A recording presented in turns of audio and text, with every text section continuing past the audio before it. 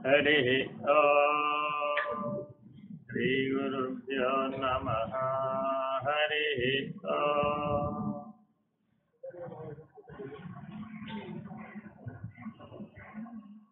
पूर्णमद पूर्णमिदं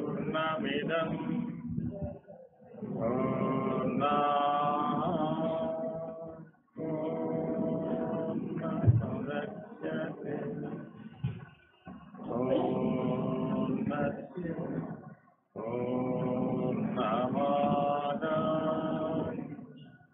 पूर्णमेवावशिष्यते।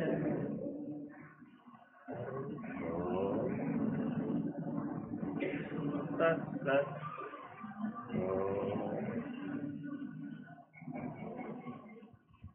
सहना भवतु सहनौ भुनक्तु सह वीर्यं करवावहै तेजस्नावधीतमस्तु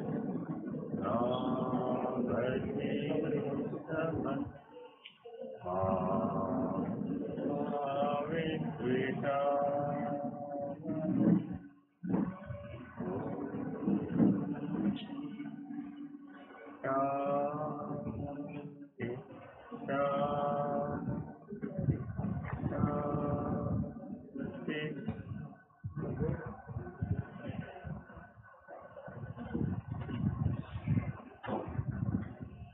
ఇప్పుడు పాడిన పాట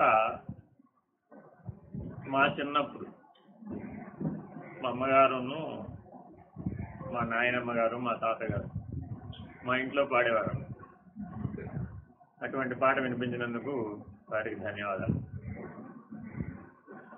అందులో నమ శివాయ అనరే, మేము చిన్నపిల్లలు, మాకు ఆ పాటలు రావు, అప్పుడే మాటలు వస్తున్న సందర్భం అన్నమాట. మేమేం పట్టుకోవాలి అంటే ఆ నమ శివాయ అనరే పట్టుకోబోదు అన్నారు. అలాగే శివ శివాయ అనరే అని కూడా ఉంటుంది. అందులో గాఢ నిద్రలో శివ శివ అంటూ నిద్రపోవడం మానవుల యొక్క కర్తవ్యం. అంటే శివునిలో విశ్రాంతి తీసుకోబోతుంది, శివుని యందు విశ్రాంతి తీసుకోబోతుంది. శివుని యందు విశ్రాంతికి సమాధి అని పేరు. కాబట్టి నిద్రపోయేటప్పుడేమో శివ శివ అంటూ శివుని యందు విశ్రాంతి తీసుకో, మరలా మేల్కొంటూ నమ శివాయ అంటూ లేదు. ఇలా అలవాటు చేసుకోమని చిన్నప్పుడు చెప్పారు. ఆ కీర్తన చాలా విశేషమైనది. లేకపోతే అందులో తాత్వికమైన శబ్దాలు 4 ఉన్నాయి. అంగము, లింగము, సంగము, భంగము. అంగము, లింగము, సంగము, భంగము. ఈ 4ంటి మర్మమే వేదాంతం. వేదాంతం మొత్తాన్ని 4 మాటల్లో చెప్పమంటే అంగము, లింగము, సంగము, భంగము.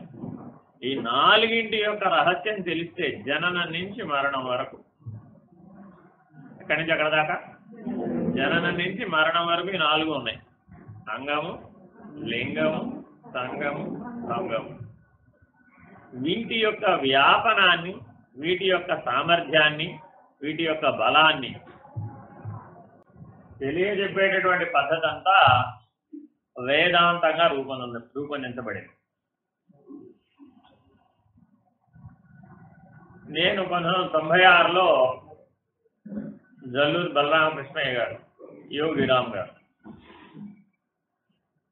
వారి సహవాసంతో దేశిక వర్యులైనటువంటి నిర్భయానంద మేకా నరసింహారావు గారి వద్ద విద్యాభ్యాసం చేశాను. వారు కూడా నాకు ఈ 4 మాటలే చెప్పారు. యోగిరామ్ గారు నాకు చెప్పినటువంటి మొదటి ఉపదేశం ఏమిటంటే అంగము, లింగము, సంగము, భంగము. ఈ 4ంటి రహస్యం తెలియాలి నాయన, దానికే విజ్ఞానం అని పేరు.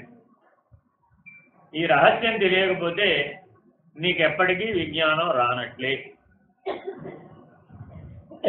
ఎందుకంటే పెద్దలు నీకు విద్యాసాగర్ అని పేరు పెట్టారు. అది సార్థక నామం అవ్వాలి అంటే నీకు ఈ విజ్ఞానం ఉండాలి ఆయన, లేకపోతే వట్టి పేరుగానే మిగిలిపోతుంది. కాబట్టి విజ్ఞానము అంటే అర్థం ఏంటంటే ఈ నాలుగింటిలో ఉన్నటువంటి రహస్యం ఎవరికైతే బాగా తెలుస్తుందో, ఈ నాలుగింటిని ఎవరైతే పోగొట్టగలుగుతారో వాళ్ళు దేశికులు. ఇది గుర్తుపెట్టుకోండి. దేశికులని వాడుతూ ఉంటారు. దేశికులు అంటే అర్థం ఏమిటి అంటే దైవతం శిష్య కారుణ్య భావేన ఇది దేశిక. దైవమే శిష్యులను కరుణించడానికి ఒక రూపాన్ని ధరిస్తే అది దేశికుడు. ఇది దాని యొక్క ధాతువు యొక్క అర్థం. అంటే సంస్కృత శబ్దాలకి మూల ధాతు ఎప్పుడూ ఒకటి ఉంటుంది, దాని నుంచి వాటి అర్థం వస్తున్నా ఉంటుంది. ఎవరైతే నీకు అంగము, లింగము, సంగము, భంగము అనేవి తెలియజెప్పి వాటిని రహితపరచగలుగుతారో వారు దేశికులు. అంటే ప్రస్తుతం ఉన్నటువంటి కాలంలో ప్రామాణికమైనటువంటి పూర్వకాలపు తత్వచింతన విభాగాలు, పూర్వకాలపు తత్వజ్ఞాన సరళిలు మార్పు చెందుతున్నాయి. కాబట్టి ఒకసారి ప్రామాణికమైనటువంటి పద్ధతులను మనం గుర్తు చేసుకుని ముందుకు వెళ్ళవలసినటువంటి అవసరం ఉంది. అంటే సామాన్యంగా మనం ఎట్లా అంటామంటే మనకి జ్ఞానం ఎవరి వద్ద లభిస్తుంది అంటే గురువు గారి దగ్గర జ్ఞానం లభిస్తుందండి అని అన్నారంటాం. తొలి గురువుగా తల్లిని పెట్టుకున్నాం, మళ్ళీ గురువుగా తండ్రిని పెట్టుకున్నాం, ఆచార్యులుగా అనేక మందిని ఆశ్రయించాం. ఇలా జీవనంలో మనం అనేక అంశాలను నేర్చుకునేటానికి ఉపయోగపడ్డ వారందరూ కూడా మనకి గురువే.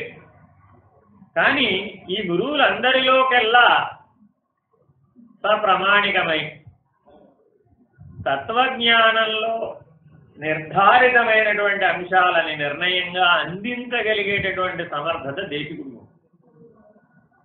అంటే జ్ఞానంలో 4 భాగాలు. ఒకటి ఏంటంటే తెలియని దానిని తెలియజెప్పడం, వాళ్ళు కూడా గురువులే. తెలియని దానిని తెలియజెప్పడం, తెలిసిన దానిని చూపెట్టడం. కొంతమంది చూపెట్టగలుగుతారు. తెలిసిన దానిని నాకు తెలుసండి, ఎక్కడుందో తెలియదు అన్నారు అనుకోండి. ఇలాంటి చోటు ఉందని తెలుసండి, ఇది ఎక్కడ ఉంటుందో నాకు తెలియదు అన్నారు అనుకోండి. ఇటువంటి ఫలానా చోట ఉంటుంది, ఫలానా లాగా ఉంటుంది, ఫలానా పద్ధతిగా ఉంటుందని చూపెట్టేవాళ్ళు కూడా ఉన్నారు. వాళ్ళు కొంతమంది. ఈ చూపెట్టిన దానిని అందించేవాళ్ళు కావాలి. ఆ అందించేటటువంటి సమర్థత ఉన్నటువంటి వాళ్ళు కూడా కొంతమంది. అందించిన దాన్ని అనుభవిస్తాం కదా, మరి అనుభవించిన తర్వాత అక్కడే ఉండిపోతాం. ఇది కాదు నాయన సత్యమని దాటించేవారు కూడా కాదు. జ్ఞాతం, ద్రష్టం, ప్రవేశం, అధిగచ్చతి. ఇలా 4 స్థాయిలలో జ్ఞానాన్ని అందించేవారు ఉంటారు. ఇదంతా జ్ఞానమే. తెలిసేది చెప్పడం కూడా జ్ఞానమే. తెలిసిన దానిని చూపెట్టడం కూడా జ్ఞానమే. చూపెట్టిన దాన్ని అనుభవించే స్థాయికి నిన్ను పెంచడం, ఆ సామర్థ్యం వచ్చేట్టు చేయటం, అది కూడా జ్ఞానమే. అనుభవించి మళ్ళీ అక్కడే ఉండిపోకూడదు. దాని అవతల తత్పరం అనేటటువంటి స్థాయికి మిమ్మల్ని దాటించడం, ఇది కూడా జ్ఞానం. ఇలా జ్ఞానంలో తరతమ భేదంగా స్థాయి భేదాలలో మీరందరూ ఇక్కడికి 2 రోజుల పాటు మాతో పాటు సహవాసం చేయడానికి వచ్చారు. అవతార్ మెహర్ బాబా ఇలాంటి వాటిని సహవాస కార్యక్రమం అని ఒక నూతనమైన జీవనాన్ని జీవించడానికి సాధనంగా బాబాని అనుసరించే వారందరూ కూడా పాటిస్తూ ఉంటారు. అలాగే మీరు కూడా మీ కుటుంబాల దగ్గరికి మళ్ళీ మీ జీవనంలోకి మీరు ప్రవేశించేటప్పుడు ఒక నూతనమైనటువంటి విజ్ఞాన దృక్పథంతో మీరు జీవించేటటువంటి స్థాయిని అందిపుచ్చుకుని వెళ్ళాలి. అప్పుడే ఇది ఫలవంతమవుతుంది. లేకపోతే కేవలం శారీరక శ్రమగా మిగిలిపోతుంది. మళ్ళీ ఇంటికెళ్ళి రెస్ట్ తీసుకోవచ్చు. ఒడినొప్పులు బాగా వస్తాయి, 2 రోజుల పాటు కూర్చుంటారు కాబట్టి ఇంటికెళ్ళి రెస్ట్ తీసుకోవచ్చు. కాబట్టి పంచకోశాల గురించి ఇప్పుడు చెప్పారు కదా, అన్నమయ కోశమని, ప్రాణమయ కోశమని, మనోమయ కోశమని, విజ్ఞానమయ కోశమని, ఆనందమయ కోశమని. ఈ 5 కోశాలలో ఎక్కడైనా నేనున్నాడా? ఈ 5 కోశాలలో నేనెవరు అంటే ప్రశ్న ఎక్కడ ప్రారంభించారు? మన జననం ఎక్కడి నుంచి ప్రారంభమైంది? తల్లి గర్భంలో అహమికతో ప్రారంభమైంది. నేనెవరు తెలుసుకోవడంతో జ్ఞానం ప్రారంభమైంది. కాబట్టి ఆ నేనెవరు తెలుసుకోవడం అనే అంశంలో భాగంగా మనం ఇప్పుడు ఎక్కడ దాకా తెలుసుకుంటూ వచ్చాము?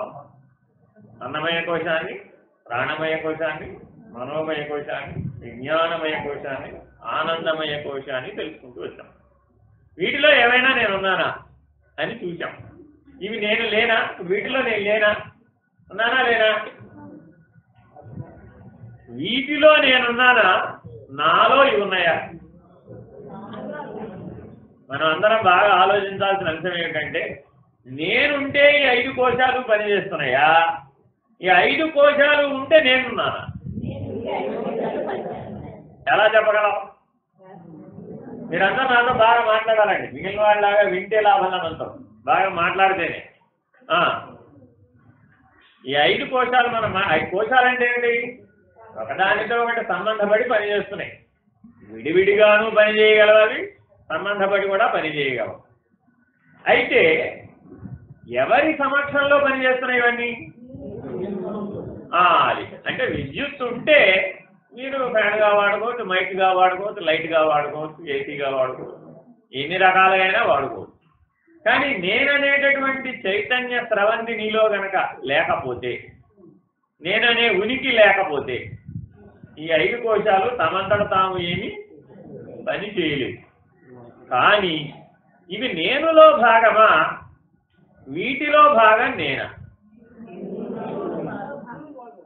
ఆన్సర్ చెప్పేటప్పుడు బాగా ఆలోచించుకుని ఆన్సర్ చెప్పాలండి. దాన్ని బట్టే విచారణ ముందుకు నడుస్తుంది.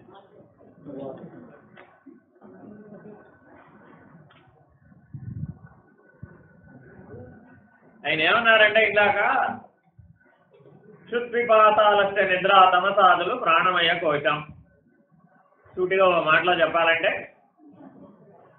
ఆకలి, నిద్ర, దప్పిక, భయం, ఎక్సెట్రా ఎక్సెట్రా ఎక్సెట్రా ఎన్నన్నా రాసుకో, అవన్నీ ఏంటి? ప్రాణమయ కోశ ధర్మాలు అవన్నీ. ఇప్పుడు నాకు ఆకలేస్తుంది అంటారా? 1 గంట అయితే ప్రాణమయ కోశానికి ఆకలేసింది అంటారా? అప్పుడు ప్రాణమయ కోశం నీకంటే వేరుగా ఉందా, నీలో భాగంగా ఉందా? అంటే ఈ 5 కోశాలు నేనులో భాగం. అర్థమైందండి? ఎట్లా అయితే సూర్యుడు చుట్టూతా తిరిగేటటువంటి గ్రహాలు ఉన్నాయి కదా, ఆ గ్రహాలన్నీ సూర్యుడు కేంద్రంగా తిరుగుతున్నాయి. కారణం ఏమిటి? సూర్యుడి నుంచి అవి విడిపోయినాయి కాబట్టి. అందువల్ల సూర్యుడు చుట్టూ తిరుగుతున్నాయి. ఉత్తరోత్తర పోతే ఎక్కడికి పోతాయి? ఎక్కడి నుంచి వచ్చాయో అక్కడికే పోతాయి. అట్లాగే ఈ నేను ఎప్పుడు ఉంది శరీరంలో, ఆ నేను ఈ 5 కోశాలని పనిచేయిస్తోంది. ఈ 5 కోశాలు నేనులో భాగం. నేను ఈ 5 కోశాలు మాత్రమే కాదు. ఇది గుర్తుపెట్టుకోవాలన్నమాట. మనం రోజువారీ జీవితంలో జీవించేటప్పుడు మనలో ఏర్పడేటటువంటి ఆలోచనలు, భావాలు, పరిస్థితులు, స్వభావాలు, సంఘటనలు, ఫలితాలు. ఫలితాలు ఎన్నున్నాయి? చాలా ఫలితాలు ఉన్నాయా మన జీవితంలో? కొన్ని ఉన్నాయా? మనం చాలా పనులు చేస్తామా? కొన్ని పనులే చేస్తామా? చాలా పనులు చేస్తాం. చాలా పనులు చేసేటప్పుడు ఫలితాలు కూడా ఏమొస్తాయి? చాలా ఫలితాలు వస్తాయి. నేనేమంటున్నానంటే, నేను స్థానం నుంచి చూస్తే నేను చాలా పనులు చేయడం లేదు, ఒక్క పనే చేస్తాను. ఏమిటది? నన్ను నేను తెలుసుకుంటా. జననం నుంచి మరణం వరకు ఈ చేస్తున్న పనులన్నింటికీ కూడా వెనక ఉన్న ప్రశ్న ఏమని చెప్పారు ఇందాక? నేనెవరు? ఓహం. అంటే నన్ను నేను తెలుసుకునే పనిలో భాగంగా, ఆ పెద్ద పనిలో భాగంగా ఈ చిన్న పనులు. మీ అమ్మాయి పెళ్లి చేయాలి. ఎన్ని పనులు చేయాలి పెళ్లి చేయాలంటే? చాలా పనులు చేయాలా? ఎవరైనా మిమ్మల్ని ఏమని అడుగుతారు? ఏమంటే మీ అమ్మాయి పెళ్లి బాగా జరిగిందా అని అడుగుతారా, లేకపోతే ఒక్కొక్క అంశం వారీగా అడుగుతారా? పెద్ద పని బాగా జరిగితే అందులో భాగంగా అన్నీ జరిగినట్టే, అంతేనా కాదా? ఇప్పుడు నేను కూడా పుట్టాను కాబట్టి నేనెవరో నాకు నిర్ణయం అయిపోయింది అనుకోండి, అప్పుడు ఈ పనులన్నీ జరిగినట్టేనా కాదా? జరిగినట్టే. మీరు అమెరికా వెళ్ళారా, ఆఫ్రికా వెళ్ళారా, అంటార్కిటికా వెళ్ళారా, నాతో పని లేదు. అర్థమైందండి? కాబట్టి జీవితానికి మానవ జీవితానికి అత్యంత ప్రాథమిక సూత్రమైనటువంటి ప్రధాన సూత్రమైనటువంటి నన్ను నేను తెలుసుకొనుటా అనే దానికి జ్ఞానం అని పేరు, తత్వజ్ఞానం అని పేరు. అంటే ఇందాక జ్ఞానంలో స్థాయి భేదాలు చాలా చెప్పుకున్నాం. అందులో తత్వజ్ఞానం చాలా ముఖ్యమైనది. అది ఏమిటయ్యా అంటే దానివల్ల ప్రయోజనం ఏమిటంటే నీ ప్రధానమైనటువంటి సూత్రానికి ఆన్సర్ వస్తుంది. ఏమిటది? నన్ను నేను తెలుసుకుంటా. ఆ పెద్ద పని నెరవేరుతుంది. ఈ పనిని చేసేటప్పుడు మీరు అందులో భాగంగా చాలా పనులు చేశామని అన్నావా లేదా? ఇందాక చాలా ఫలితాలు వచ్చినాయి అన్నావా లేదా? తత్వజ్ఞానం ఏమంటుంది ఇప్పుడు అంటే, నాయనా నువ్వు అన్నమయ కోశ స్థానం నుంచి చూస్తున్నావు కాబట్టి చాలా పనులు చేసినట్టు కనబడింది. చాలా పనులు చేసామని గెలుగుతూ వచ్చిందట. ఇప్పుడు నేను ఎక్కడుండాలట? ఇప్పుడు పంచకోశాలకు సాక్షిగా పంచకోశాలన్నీ నేనులో భాగంగా ఉండాలి. అసలు అది సృష్టించబడిన పద్ధతి. కానీ ఏం చేశాము? అభ్యాసంలో, జీవితంలో ఇది విస్మృతికి పోయింది, మరుపుకు పోయింది. పోయి ఏం చేశావు? అన్నమయ కోశం నేను అని పని చేయడం మొదలుపెట్టాడు. ఏమైపోయినప్పుడు జీవితం అంతా ఒకే పని చేస్తున్నవాడు అనేక పనులు చేస్తున్నాననే భ్రాంతిలోకి వచ్చింది. ఏం చేస్తున్నారంటే ఎవరైనా అడిగితే ఏం చెప్తారు? ఆవిడ చేసే పనులన్నీ, ఆయన చేసే పనులన్నీ చెప్తాడు. అంతేనా కాదు? అంటే ఎక్కడి నుంచి చెప్పాడు? ఇప్పుడు అన్నమయ కోశ స్థానం నుంచి చెప్పాడు. అర్థమైందండి? అదే ఇప్పుడు మీరు తత్వజ్ఞానం నేర్పే గురువు గారి దగ్గరికి వెళ్ళారు. ఏమంటే ఏం చేస్తున్నారండి అని అడిగారు. అప్పుడు ఆయన ఏం చెప్పారు? అప్పుడు ఆయనకి ఏం చెప్పాలి సమాధానం? ఇప్పుడు మీరు చేసేటువంటి రోజువారీ చేసే పనులన్నీ చెప్పారు అనుకోండి. ఆయనకి ఏం ప్రయోజనం? ఆయనేం సమాధానం చెప్తాడు? అంతేనా కాదు? కాబట్టి పనులన్నింటికి కూడా ఒకే ఫలితం ఉందట, అన్నమయ కోశం దృష్ట్యా అయినా కూడా. మీరేమన్నారు ఇందాక? అనేక పనులు చేస్తున్నామండి, ఫలితాలు కూడా ఎన్ని వచ్చినాయి అన్నారు? అనేక ఫలితాలు వచ్చినాయి అన్నారు. అక్కడ అజ్ఞానం ఉంది అన్నాడు. అనేక పనులు చేసినా ఫలితం ఒకటే వచ్చింది అన్నవాడెవడో వాడు జ్ఞాన యోగానికి అధికారి. అంటే మనకి యోగాలు అనేక రకాల యోగాలు ఉన్నాయి. ఇప్పుడు ఇందాక చెప్పారు, మనిషి జీవితం భోగిగా జీవించవచ్చు, యోగిగా జీవించవచ్చు, జ్ఞానిగా జీవించవచ్చు. నీదే ఆప్షన్, చాయిస్ నీకే వదిలేశాడు భగవంతుడు.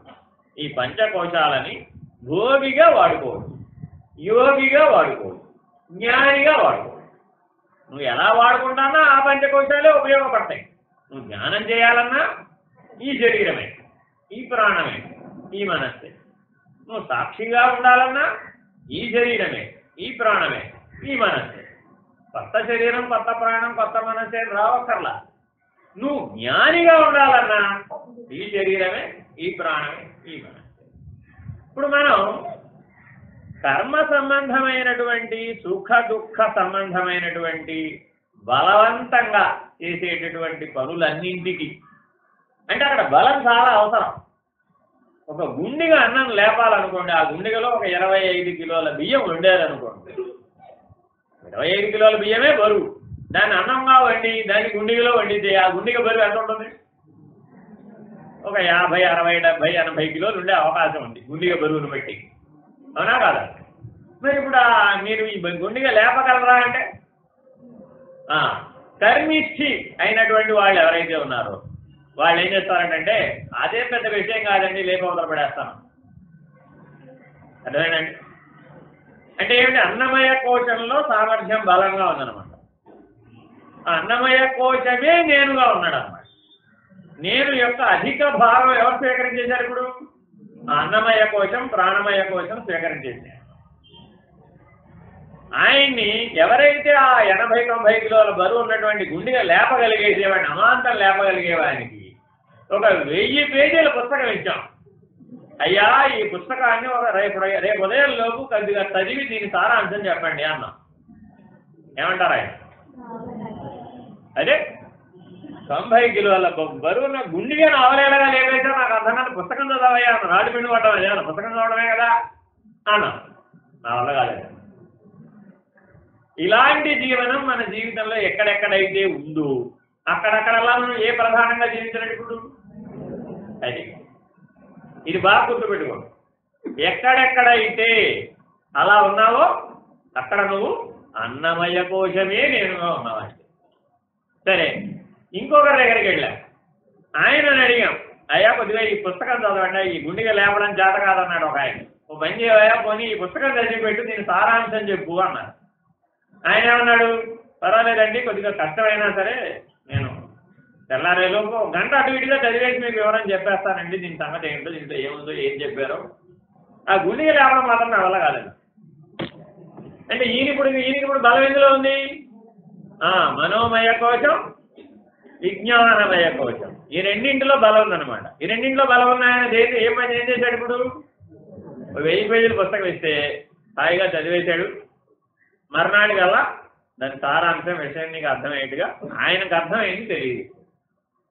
ఈయన వెళ్ళి మనం గుండెగా లేపమని అడిగితే ఏమైంది? గుండెగా లేపే ఆయనకి ఈ పుస్తకం ఇచ్చామనుకోండి, అలిసిపోయిన తర్వాత తల దిండుగా పలికొస్తుంది. అలా కూడా ఉపయోగించుకున్నారు, కానీ ప్రయోజనం ఏముంది? కాబట్టి వేదాంత శాస్త్రాలని తల క్రింద దిండుగా పెట్టుకునే వాళ్ళు కూడా కొంతమంది ఉన్నారు. అంటే ఎప్పటికోప్పటికి అది ఎక్కకపోతుందా అనేవాళ్ళు అనమాట. అంటే ఎప్పటికోప్పటికి తల దిండుగా పెట్టుకుంటే అది ఏదో ఒక కాలానికి స్ఫురణగా పనిచేసి దాన్ని చూసి సమస్య వచ్చినప్పుడైనా చూస్తాడనే ఉద్దేశంతో పెద్దలు చెప్పారు. కనీసం తల పక్కనైనా పెట్టుకోరా బాబు అని అంటాం. తల కింద దిండుగా పెట్టుకోమని కాదు, కానీ పక్కనైనా పెట్టుకోమని, అవసరం వచ్చినప్పుడు చూడటానికి. సరే, ఇది రెండు రకాల జీవనాలు మన జీవితంలో కనబడుతున్నాయా కనబడలేదు. కొన్నేమో బాగా శారీరక సామర్థ్యంతో చేసేటువంటి పనులు, కొన్నేమో మనోబలంతో బుద్ధి బలంతో చేసేటటువంటి పనులు మన జీవితంలో ఇవి కనబడుతున్నాయా లేదా? వీటన్నింటికి ఒకే ఫలితం ఉంటుంది. అన్నమయ ప్రాణమయ కోశాలలో బలవత్తరమైనటువంటి శక్తి సామర్థ్యాలు కలిగి ఉండి చేసేటటువంటి వాటికి వచ్చే ఫలితాలు కానీ, మనోమయ విజ్ఞానమయ కోశాలలో శక్తి సామర్థ్యాలు కలిగి ఉండి చేసేటటువంటి పనులకు కానీ ఫలితాలు వేరువేరా ఒకటే. ఏమిటా ఫలితం? ఆనందం. అంతేనా కాదు? దీనికైనా ఏంటొచ్చింది? ఆనందమే. దీనికైనా ఏమిటొచ్చింది? ఆనందమే. ఆనందం అంటే ఏమిటన్నాం? ఆనందించేసి అయిపోయింది. అయిపోయిన తర్వాత ప్రశ్న వచ్చింది, మరలా అదే ఆనందాన్ని అనుభవించడానికి అదే పని చేయాలి, వేరే ఆల్టర్నేటివ్ లేదుగా. మనసు ఏం చెప్పింది అంటే నేను ఆనందంగా ఉన్నానని నీకు అనుభూతిని తెలియజేసిన తర్వాత ఏం చెప్పింది? మళ్ళా చేయమని, అదే పనిని మళ్ళా చేయండి. ఈ మళ్ళా చేయడానికి ఏమని పేరు? పునరావృత్తి. దీన్ని ఏమంటారు? పునరావృత్తి. మనసుకున్నటువంటి బలము బలహీనత ఏమిటంటే పునరావృత్తి. అర్థమైందండి? పునరావృత్తి చేస్తూ ఉంటుంది. అంటే దేని కొరకు? ఆనందం కొరకు. మనోమయ కోశం ఏ పనైనా చేయనివ్వండి, అది ఎందుకోసం చేస్తుందంటే అంతే, దానికి మిగిలిన వాటితో పల్లె. డాక్టర్ గారి దగ్గరికి వెళ్ళారు, మీరు ఏమండి మీరు కొద్దిగా నీరసంగా కనబడుతున్నారు, బలహీనంగా కనబడుతున్నారు, కాస్త బలమైన ఆహారం తినండి అన్నాడు. ఏమండి బలమైన ఆహారం అంటే ఏంటి అన్నారు. అదేనండి ప్రోటీన్లు, విటమిన్లు, ఐరన్ ఇలాంటివి బాగా ఉండే ఆహారం తినండి అని చెప్తారు. ప్రోటీన్లు, విటమిన్లు, ఐరన్ అంటే అవి కనపడతాయా? కనపడవుగా. ఆకుకూరలు, కాయగూరలు, ఫలాలు అలా కనపడతాయి, కానీ ప్రోటీన్లు, విటమిన్లు, ఐరన్, మెగ్నీషియము, కాల్షియము అంటే అవి కనపడవు. అంతేనా కాదా? లేవా మరి ఇప్పుడు అందులో? అవి ఎవరు చెప్పారు ఉన్నాయని? ఆ ఆకుకూరల్లో, ఆ కాయగూరల్లో, ఆ పళ్ళల్లో ఇవన్నీ ఉన్నాయని ఎవరు చెప్పారు?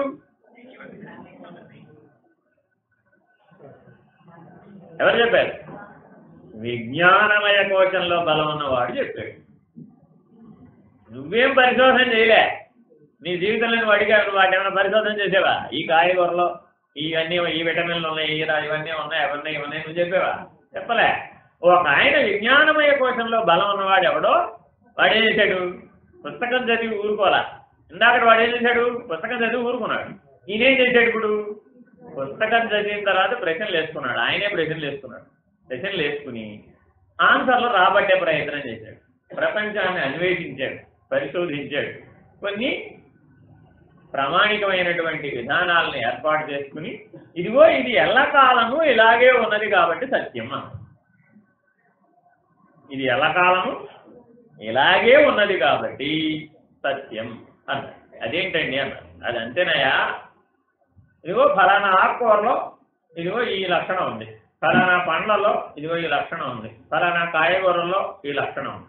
అది అమెరికాలో పండినాదే, ఆఫ్రికాలో పండినాదే, అంటార్కిటికాలో పండినాదే, ఉత్తర ధ్రువంలో పండినాదే, ఎక్కడ పండినా దాని లక్షణం ఏం మారం. ఏ కాలాల్లో పండినా అదే మారం. కాబట్టి ఇవన్నీ అందులో ఉన్నాయి అని చెప్పడం సత్యం. అంతేనా కదా? కాబట్టి ఏ డాక్టర్ దగ్గరికి వెళ్ళినా మీకు ఏం చెప్తున్నారు? అయ్యా ఆకుకూరలు తినండి, కాయగూరలు తినండి, తాజా కాయగూరలు తినండి, తాజా ఆకుకూరలు తినండి, తాజా పండ్లు తినండి. తింటే ఏమిటి వస్తుంది? బలం. బలం అంటే ఏమిటండి? బలం అంటే ఏమిటండి? అన్నమయ కోశానికి బలమా, ప్రాణమయ కోశానికి బలమా, మనోమయ కోశానికి బలమా, విజ్ఞానమయ కోశానికి బలమా, ఆనందమయ కోశానికి బలమా? ఇప్పుడు ఇన్ని బలాలు వేరే ఉన్నాయా? ఒక బలమే 5 కోశాల్లో పనిచేస్తుందా? ఒక బలమే. అర్థమైనప్పుడు ఆ బలం పేరు చైతన్యం. అర్థమైందండి? అనేకంగా చెప్తేనేమో కోశ ధర్మాలతో చెప్పినట్టు, ఏకంగా చెప్తేనేమో చైతన్యం.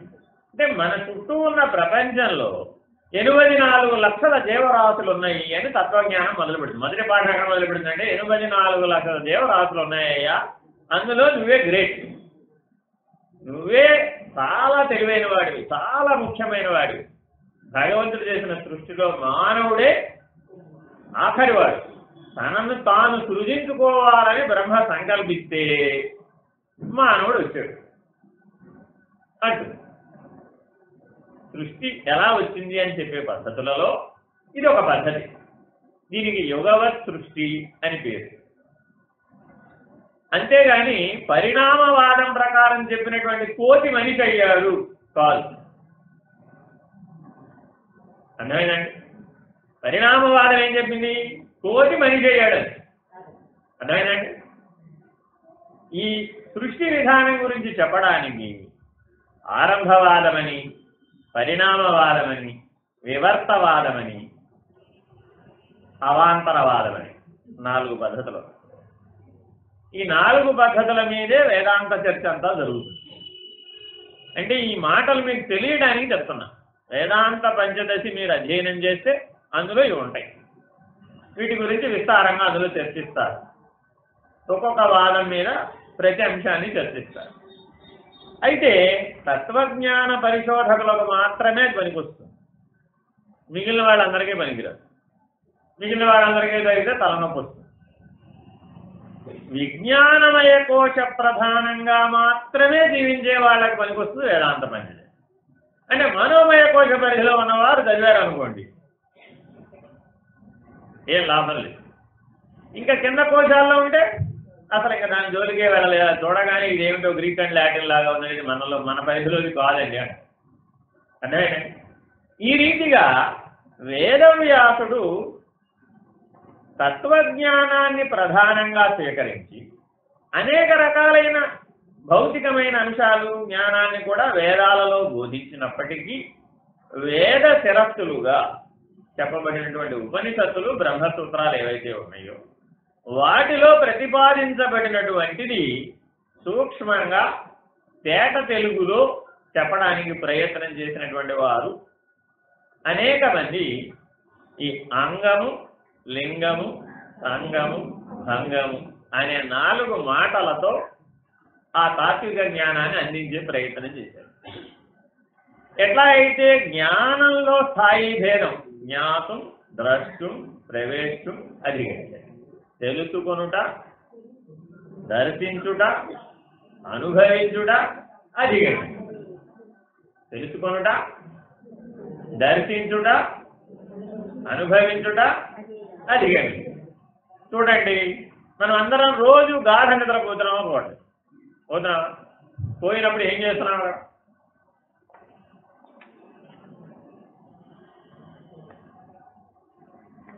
ఏం చేయడం లేదా? గాఢ నిద్రలో ఏమైనా చేస్తున్నావా?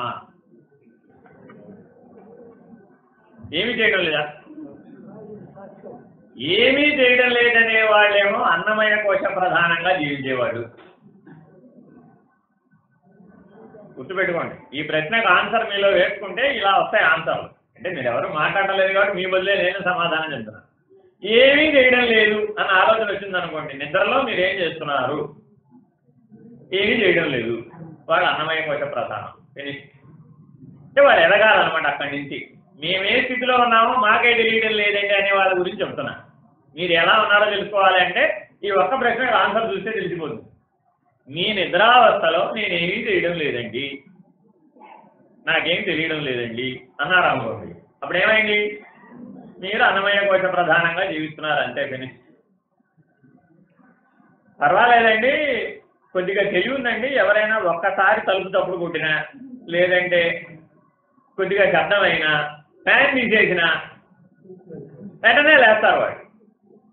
అంటే కొద్దిగా మార్పు వస్తే చాలు, ఆ మార్పుతో లేస్తారు వాడు. మెలకు వచ్చేస్తుందండి నాకు, వెంటనే తెలిసిపోతుందండి నాకు. వీళ్ళు ప్రాణమయ కోశ ప్రధానంగా ఉన్న జీవులు.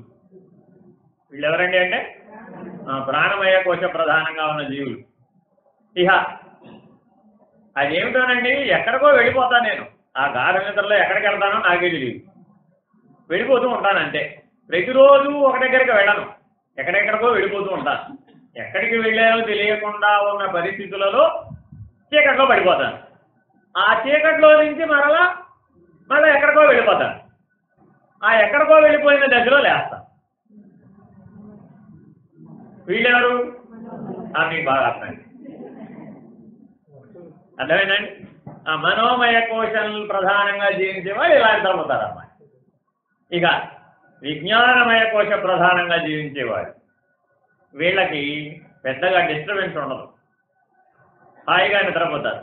అంటే భౌతికంగా చూస్తే ఏం డిఫరెన్స్ ఉండదండి. పక్కన అన్నమయ కోశంగా నిద్రపోయేవాడు వీడి నిద్ర సమానంగానే కనబడుతుంది, కానీ సమానం కాదు. వీళ్ళకి అటు ఇటు పోకుండా తెలివి ఉంటుంది, ఎటుబడితే అటు పోరు. విజ్ఞానమయ కోశ ప్రధానంగా జీవించగలిగే వాళ్ళు ఎటుబడితే అటు పోదండి, అది వాళ్ళు చెప్పినట్టుగా ఇటు పోతుంది. ఆ కళలో అటు ఇటు పరిగెట్టే మనసుందే, దాన్ని ఎటు కావాలంటే అటు తిప్పుకోగలిగే సామర్థ్యం, ఆ సామర్థ్యం ఎవరికైతే ఉంటుందో వాళ్ళు విజ్ఞానమయ కోశ ప్రధానంగా జీవిస్తారు. వీళ్ళలోనే సూక్ష్మం మేలుకుంది అంటాం. అంటే వీళ్ళు దూరదర్శనం, దూరగ్రహణం ఇలాంటి లక్షణాలన్నీ వీళ్ళలో ప్రాప్తిస్తాయి అన్నమాట. ఎక్కడెక్కడో ఉన్న వాళ్ళతో మాట్లాడగలుగుతారు, ఎక్కడెక్కడో ఉన్న వాళ్ళతో చూడగలుగుతారు, ఎక్కడెక్కడో ఉన్న వాళ్ళతో సంభాషించగలుగుతారు, ఎవరిని కావాలంటే వారి దర్శనాన్ని పొందగలుగుతారు, అశరీరుల దర్శనాన్ని, సశరీరుల దర్శనాన్ని. అంటే ఒక రేడియో ట్రాన్స్మిటర్ లాగా పనిచేస్తారన్నమాట. వీళ్ళు కావాలంటే దాన్ని ఏ స్టేషన్ కావాలంటే ఆ స్టేషన్ని ట్యూన్ చేయగలుగుతారు, ఆ పాటలు పలుకుతాయి అప్పుడు. వీళ్ళెవరు? విజ్ఞానమయ కోశానికి సంబంధించిన జీవులు. చూడండి, అందరూ ఒకటే అంటుంటారు. మిమ్మల్ని మీరు చూసుకుంటే వచ్చి మీ నిద్రను చూస్తేనే ఇలా కనపడుతుంది నాకు. ఇహ ఆనందమయ కోశ ప్రధానంగా ఉన్న జీవులు. కొంతమందికి తెలతెలవారుతూ ఉండగా అరుణోదయ సమయం అంటారు. మీకు బాగా తెలుసుకోవాలండి. ఈ అరుణోదయ సమయాన్ని మానవులందరూ రోజు చూడాలి తప్పక. అదొక విజ్ఞానదాయకమైనటువంటి సంఘటన. కానీ చాలామందికి పాపం వాళ్ళ అరుణోదయం చూసే అవకాశం లేకపోతుంది. అది వాళ్ళు జీవించే జీవన ధర్మాలు కానీ మరొకటి కానీ. వాస్తు గట్రా అంటుంటారు. ఆ వాస్తు అంటే అర్థం ఏమిటండి? అరుణోదయం చూసేట్టుగా కట్టుకోమని అర్థం. అర్థమైందండి? ఈ అరుణోదయ కాలం చాలా విశేషమైనటువంటి. ఏమిటి అందులో విశేషం అంటే ఆనందమయ కోశ ధర్మంగా జీవించేటటువంటి వాళ్ళ నిద్ర ఆ అరుణోదయ సందర్శనంతో సమానంగా ఉంటుంది. అలాంటి లక్షణంతో వాడి గాఢ నిద్రలో ఉంటాడు. వీడు ఆనందమయ కోశ ప్రధానం. వీడికి మీరు లడ్డూ ఇచ్చినా ఆనందమే, వేపకాయ ఇచ్చినా ఆనందమే. మీరేమి ఇచ్చారన్నదంతా ఆయనకు పని లేదు. పదార్థంతో వాళ్ళకి పని లేదు, భావంతో వాళ్ళకి పని లేదు, భాషతో వాళ్ళకి పని లేదు. ఆనంద స్వరూపులు వాడు. వాడికి ఏ నిర్ణయం ఉంటుందంటే, అన్ని పాత్రలలో మీరు ఎలా ఉన్నారో వాళ్ళు అలాగే ఉంటారు. కానీ అన్ని పాత్రలలో వాళ్ళు ఎలా ఉంటారంటే ఆనంద స్వరూపులుగా. వీళ్ళెవరు? ఆనందమయ కోశ ప్రధానంగా ఉన్నటువంటి జీవి. 10 మందిని పిల్లల్ని కానీ వాళ్ళందరికీ పెళ్లిళ్ళు చేసి వాళ్ళ పిల్లలకి సేవ చేసి ఆ సంసారం అందరికీ సేవ చేసినటువంటి మాతృమూర్తులని మన చిన్నప్పుడు చూసాం. ఇప్పుడు ఎవరు కంటలేదు, 0 కొట్టేసి 1 చేసేసాం దాన్ని. అలా నిజానికి ఆనాటి కష్టాలతో పోల్చి చూస్తే ఇవాళ 1000 రెట్లు సుఖం ఉంది. పురుషులకైనా స్త్రీలకైనా, ఒకరినే చెప్పక్కర్లే. ఇక్కడ ఇంత సుఖంతో జీవిస్తూ ఉన్నా, అన్ని కష్టాలు లేకుండా జీవిస్తూ ఉన్నా, ఇప్పుడే నానా కష్టాలు పడుతున్నామనే వాడు కూడా ఉన్నారు. ఆనందమయ కోశ ప్రధానమే జీవితంగా పెట్టుకున్నారు వాడు. అసలు 10 మందికి అన్నం వండటం అనేది అక్కడ అసలు చాలా చిన్న విషయం. 40 మందికి రోజు అన్నం పెట్టేవాడికి 10 మందికి అన్నం వండడం చిన్న విషయం. ఒక్కడికే అన్నం వండుకునేవాడికి 2వ వాడు వస్తే బరువు. అర్థమైందండి? కాబట్టి అన్నమయ కోశం ప్రధానంగా, ప్రాణమయ కోశం ప్రధానంగా జీవించేవాడు ఇట్లా బరువు అనుకుంటాడు. మనోమయ కోశం ప్రధానంగా జీవించేవాడు వీడి వల్ల నాకేం వస్తుంది అని చూస్తాడు. విజ్ఞానమయ కోశం ప్రధానంగా జీవించేవాడు వీడు నా దగ్గర నుంచి ఏం నేర్చుకుంటాడు అని చూస్తాడు. వీడు నా దగ్గర నుంచి ఏం నేర్చుకుంటాడని చూస్తాడు. ముందు ఆయన ఇవ్వగలడో లేదో తర్వాత విషయం. వచ్చిన వాడు తన దగ్గర నుంచి ఏమైనా నేర్చుకోగలడా లేడా అని మాత్రమే చూస్తాడంతే విజ్ఞానమయ కోశ ప్రధానం. కాబట్టి సాధారణమైనటువంటి భౌతిక విజ్ఞానంతో ఉన్న గురువులందరూ ఈ విజ్ఞానమయ కోశంలో ఉంటారు. అట్లాగే కర్మ మార్గానికి సంబంధించిన గురువులు కానీ, యోగ మార్గానికి సంబంధించిన గురువులు కానీ ఈ విజ్ఞానమయ కోశ ప్రధానంలో ఉంటారు. వాళ్ళు పరిష్కారాలని ఇక్కడ వరకు సూచిస్తారు. సరే, ఏ కోశ ప్రధానులుగా ఉన్న అల్టిమేట్గా ఫలితం దేన్ని ఆశించి చేశారు? ఇప్పుడు ఆనందమే. సరేనయ్యా, తత్వజ్ఞానాన్ని ఆనంద లక్షణంతో ప్రారంభిద్దాం అయితే అన్నాం. తత్వజ్ఞానాన్ని ప్రారంభించాలంటే ఎక్కడ ప్రారంభించాలి? ఇప్పుడు ఆనంద లక్షణంతో ప్రారంభిద్దాం. ఎందుకని అంటే ఆత్మ యొక్క మొదటి లక్షణం ఏమిటి? పంచకోశ విలక్షణ. దాని మొదటి లక్షణం ఏమిటి? పంచకోశ విలక్షణ. ఏమండి, ఇక్కడ దాకా చెప్పారు, నేను ఆత్మస్వరూపుడుగా ఉన్నవాడు ఎలా ఉంటాడు, వాడి నిద్ర ఎలా ఉంటుంది? మెలకువ, కల, నిద్ర వచ్చిపోవుట అతని సమక్షములో జరుగును. నేను చెప్పలా, సాక్షి. ఎలా జరగాలట నిద్ర? మెలకువ, కల, నిద్ర అతని సమక్షములో జరుగును. ఏమిటండి ఇంత మర్మంగా చెప్పకపోతే సూటిగా చెప్పదు కదా? నేను సూటిగానే చెప్పాను, నీకే అర్థం కాదు. నువ్వు దగ్గర కూర్చున్నావయ్యా, ప్రజలు వచ్చిపోతున్నారయ్యా, నువ్వు చూస్తున్నావా లేదా? చూస్తున్నావు కదా. మరి అటువంటప్పుడు ఆ వచ్చిపోయేటటువంటి వాళ్ళ వల్ల నీకేమైనా జరిగిందా? ఏం జరగలేదు కదా. జరగనప్పుడు మరి నువ్వేమైనా ప్రభావితం అయ్యావా? అవలేదు కదా. వాళ్ళు నీ వల్ల ఏమైనా ప్రభావితం అయ్యారా? పోనీ అవలేదు కదా. అదేనయ్యా జరగడం అంటే. మీ అమ్మాయి పెళ్ళి బాగా జరిగిందా అని అడిగాము అనుకోండి. బాగా చేశారా, బాగా జరిగిందా? ఏమైనా ఎవరైనా పెద్దలు ఏమైనా అడుగుతారు? వివాహం బాగా జరిగిందండి అంటారు. మీరేమంటారు?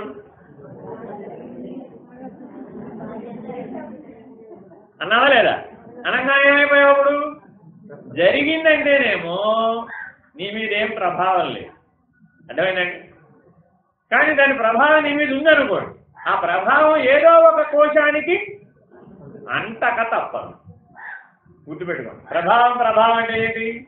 ప్రభావం అంటే అది నీకు ఏదో ఒక కోశంలో అంతక తప్పదు. నీవు ఈ ప్రపంచంలో 750 కోట్ల మంది మానవులు ఉన్నారు కదా, నీకు ఎంతమంది తెలుసు? నిన్ను గుర్తించేవాళ్ళు, నువ్వు గుర్తించేవాళ్ళు, అంతేనా కాదు? వీళ్ళని జాగ్రత్తగా విభజించి చూడు. అన్నమయ కోశ ప్రధానంగా ఉపయోగపడేవాళ్ళు కొంతమంది, ప్రాణమయ కోశ ప్రధానంతో కనబడేవాళ్ళు కొంతమంది, మనోమయ కోశ ప్రధానంతో కనబడేవాళ్ళు కొంతమంది, విజ్ఞానమయ కోశ ప్రధానంతో కనబడేవాళ్ళు కొంతమంది, ఆనందమయ కోశ ప్రధానంగా కనబడేవాళ్ళు. తిరుపతి వెళ్ళారు, దర్శనం చేసుకున్నారు, ఇక్కడ శివాలయానికి వచ్చారు, పొద్దున శివ దర్శనం చేశారు. ఏం కలిగింది? శివాలయంలో విభూతే ప్రసాదం, అంతేనా కాదు? ఏం కలిగింది దానివల్ల? అది మన మీద ఏ స్థాయిలో ప్రభావితం అయింది అనేది అక్కడ ముఖ్యమైనటువంటి అంశం. గురువు గారి దగ్గరికి వెళ్ళావు, ఏమీ ప్రభావం అవ్వకుండా గురువు గారి దగ్గరికి వెళ్ళడం జరిగింది అన్నాం అనుకోండి, అప్పుడు ఏమైంది? కాబట్టి ఎక్కడ ప్రభావితం అవ్వాలి, ఎక్కడ ప్రభావితం అవ్వకూడదు, నీ చేతిలో ఉందా ప్రకృతి చేతిలో ఉందా? ఇప్పుడు అది నీకు భగవంతుడు ఇచ్చినటువంటి అవకాశం, ఈశ్వరుడు ఇచ్చిన అవకాశం. మానవుడికి ఏంటంటే ఎక్కడ ప్రభావితం కావాలి, ఎక్కడ ప్రభావితం కాకూడదు అని నిర్ణయం చేయగలిగేటటువంటి శక్తి నీ దగ్గర ఉంది. అది నేనంటే ఏంటి? నిర్ణయం చేసేవాడెవడో వాడు నేను, అర్థమైందండి. ఈ నేను ఈ పంచకోశాలలో జరుగుతున్నటువంటి దానిని నిర్ణయిస్తున్నాడు. ఈ నేనేం చేస్తున్నాడు? పంచకోశాలలో జరుగుతున్నాయి, వీడే పూనుకుని ఏం చేయడంలే. ఇప్పుడు నీ అన్నం ఉంది, నువ్వే పండించుకున్నావా? ఎవరో పండిస్తున్నారు, పరోక్షంగా సహాయపడుతున్నాడు, అది నీ ఇంటికి వస్తుంది, అంతేనా? వారు ఎంతో శ్రమ చేసింది నీకు ఏ శ్రమ లేకుండా ఇంటికి వస్తుంది. నిజానికి ఎంత రుణపడి ఉన్నావు వాడికి, అవునా? ఒక గింజ వృధాగా పారేస్తే ఓ జన్మ ఎత్తాలి నాన్న అని చెప్పేవాడు చిన్నప్పుడు. ఇవాళ మనం ఏం చేస్తున్నాం? ఆ విజ్ఞత లోపించింది, అంతేనా కాదు? ఎక్కడికి ఏం చేస్తే తెలుస్తున్నాడా? రైతుగా పుడితే తెలిసిపోతుంది. మళ్ళీ వచ్చే జన్మకి ఏమవుతాడు వీడు? వెళ్ళి రైతుగా పుడతాడు. పుడితే ఏమవుతుంది? ఆ కష్టం విలువ తెలుస్తుంది. దీనిలో ఒక రహస్యాన్ని మీరు తెలుసుకోవాలి. ఈ అంశాన్ని, ఈ ఉపమానాన్ని ఎందుకు చెప్తున్నాను?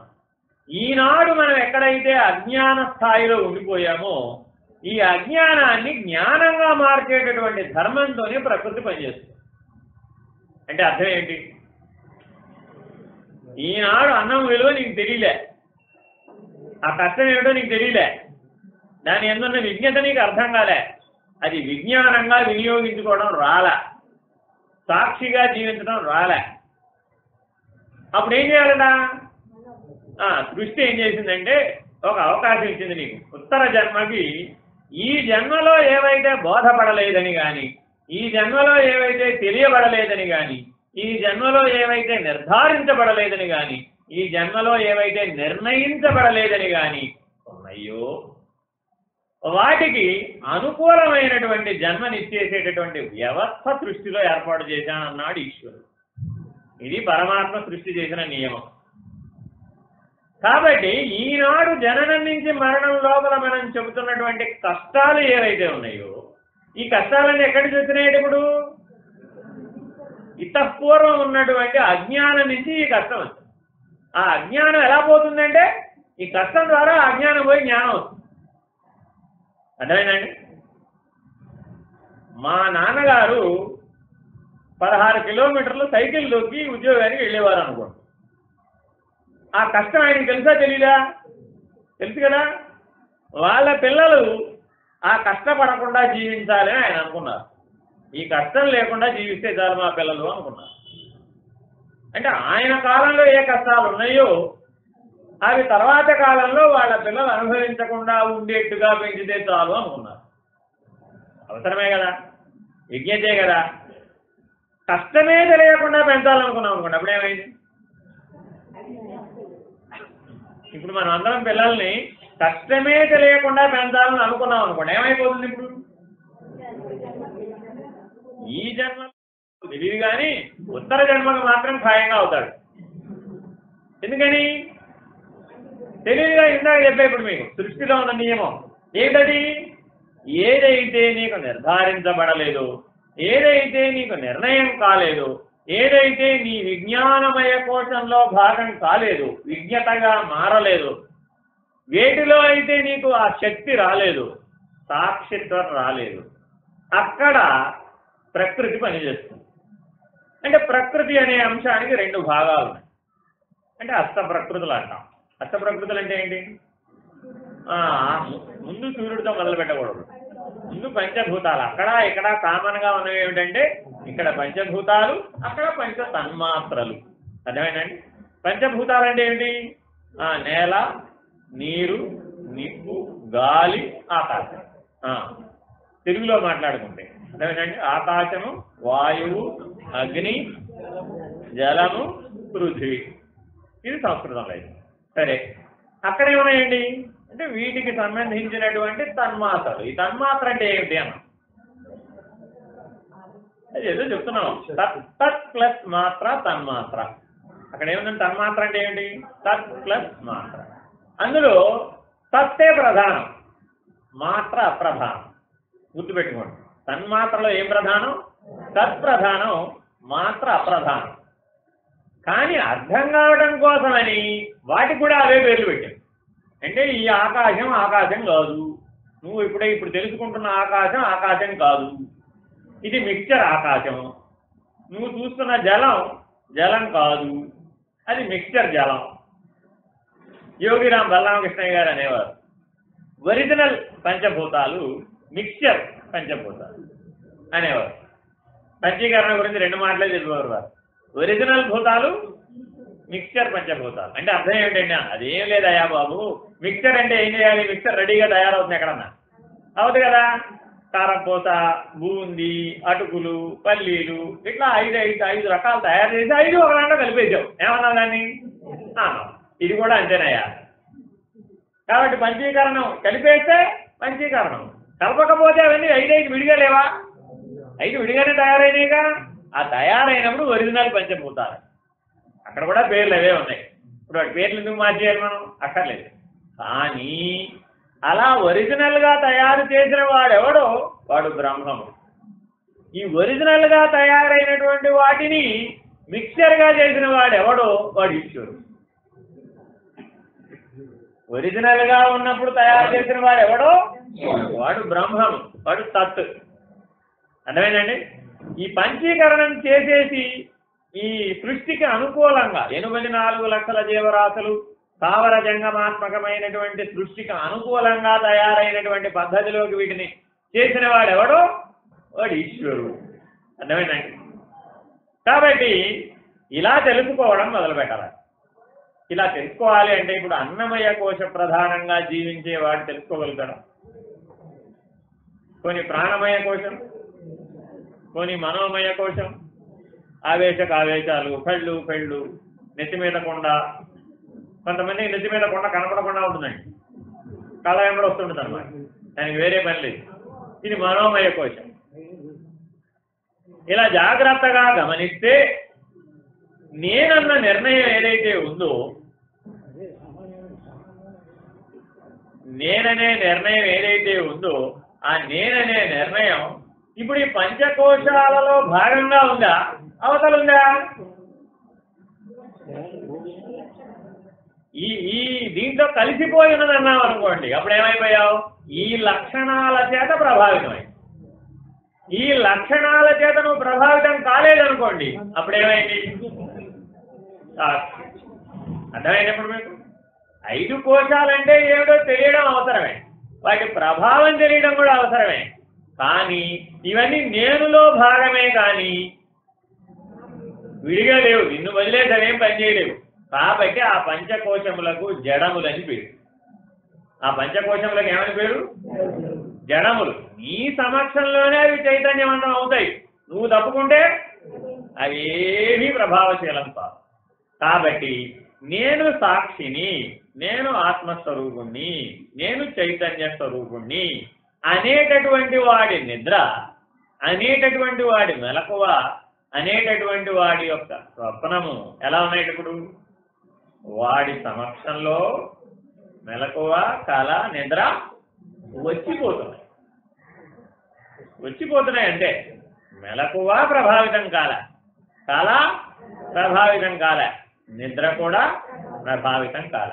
ఇలా గనక ఉంటే దానికి నిర్వాణం అని పేరు. దానికి ఏమని పేరు? నిర్వాణం. ఈ నిర్వాణం అనేది తురీయానికి ప్రాథమికమైనటువంటి ప్రాతిపదిక. అంటే ఈ స్థాయికి రాకుండా తత్వజ్ఞానంలో చెప్పబడేటటువంటి బ్రాహ్మీభూత స్థితిని అందుకోవాలి అంటే వీలుగా. కాబట్టి మీ మెలకువని, మీ కళని, మీ నిద్రని ఈ సాక్షిత్వ స్థానంలో నిలబెట్టి, నేనన్న దానిని సాక్షిత్వ స్థానంలో నిలబెట్టి, వీటిని సాక్షిగా చూస్తూ ఉండేటటువంటి నిర్ణయాన్ని, అంటే పంచకోశ వ్యవహారాన్ని కానీ, త్రిగుణ వ్యవహారాన్ని కానీ, లేక అవస్థాత్రయ వ్యవహారాన్ని కానీ, ఏదైనా సరే ఎలా ఉండాలంటే ఇప్పుడు ప్రభావితం కాకుండా సాక్షిగా గనక ఉంటే నీవు ఈ స్థాయికి ఎప్పుడైతే వస్తావో అప్పుడు దీనికి ఏమని పేరు? నిర్వాణం. ఈ నిర్వాణం అనేటటువంటిది చాలా ముఖ్యమైనటువంటి. బుద్ధుడు మాత్రమే నిర్వాణాన్ని ప్రతిపాదించాడని చెప్పడం అసంబద్ధం. ఏనాడో వేదవ్యాసుడి కంటే ముందు కూడా చెప్పబడ్డాయి. అర్థమైందండి? కాబట్టి ఈ నిర్వాణ స్థితిని మానవులందరూ అందుకోవచ్చు అనేటటువంటి అధికారిత్వాన్ని కలిగి ఉన్నారు. ఈ నిర్వాణం అనే పునాది మీద కట్టబడే తత్వజ్ఞాన సౌధం ఏదైతే ఉందో ఆ సౌధాగ్రమైనటువంటిది దేశికుడు. ఆ తత్వజ్ఞాన సౌధంలో చిట్ట చివరి మెట్టులో ఉన్నటువంటి ఆ స్థితి పేరు దేశికుడు. తత్వజ్ఞానం అనే సౌధాగ్రంలో పునాది నిర్వాణం. ఈ నిర్వాణం అన్న స్థితిని ఎవరైతే స్వానుభవంలో కలిగి ఉంటారో వాళ్ళందరూ తప్పక జీవన్ముక్తులు అవడానికి అధికారులు అవుతారు. హరి ఓం శ్రీ గురుభ్యో నమః. హరి ఓం నమః పూర్ణమిదం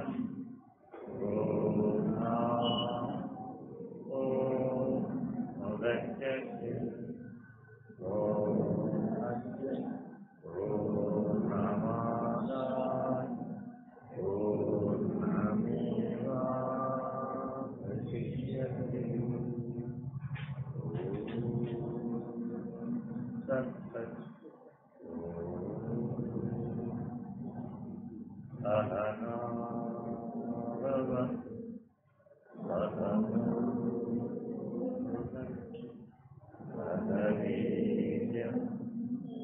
Hare